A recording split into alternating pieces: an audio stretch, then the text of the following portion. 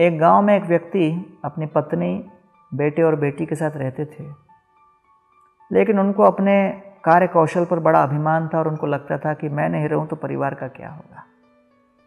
एक बार कथा में बैठ के सुन रहे थे, कथाकार कह रहे थे, ये तो अभिमानवश लोगों को लगता है कि मैं ही करता हूं, लेकिन अगर आप नहीं भी रहो, भगवान भरता है और सबका ख्याल रखेंगे।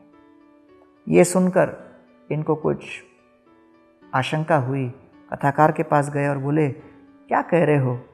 अरे मेरे घर पे मैं नहीं रहूँगा तो परिवार का क्या होगा? परिवार उजड़ जाएगा। और आप कहते हो मैं नहीं रहूँ न रहूँ, सब कुछ चलता रहेगा। पागल हो गए हो क्या? कथाकार ने कहा, ठीक है, अगर आपको चुनौती देनी है तो 1 महीने के लिए आप गुप्त गायब हो जाओ, मैं गुप्त स्थान में आपको रख दूंगा, देखते हैं परिवार का क्या होता है। चुनौती स्वीकार किया। सज्जन वहाँ से घर नहीं लौटे। कथाकार ने इनको दूसरे किसी स्थान पर गुप्त रूप से रख दिया। कथाकार गए, परिवार के पास जाके बोले, आपके घर वाला जो व्यक्ति है वो चला गया।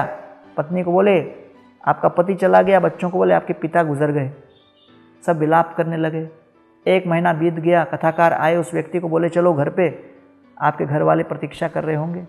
घर पर गए, जैसे ही प्रवेश करने लगे, सारे घर वाले आतंकित हो गए। बोले, भूत आ गया, भूत आ गया। तो मर गए थे, इनकी दिवंगत आत्मा फिर कैसे प्रकट हो गई?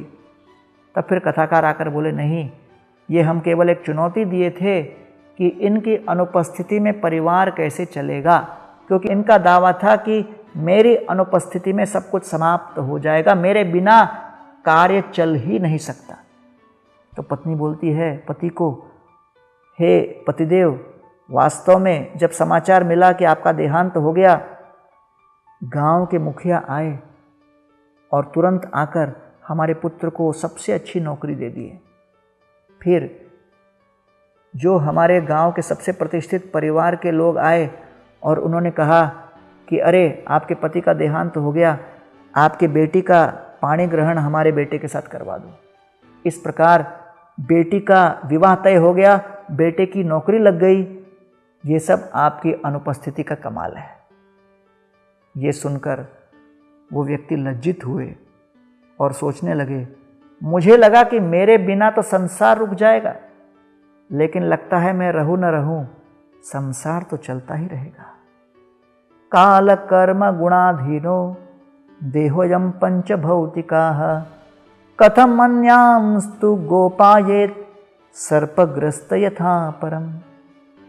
काल, कर्म और गुण के अधीन हम सभी उसी प्रकार ग्रस्त हैं जैसे एक मेंढक को सर्पग्रस्त कर लेता है।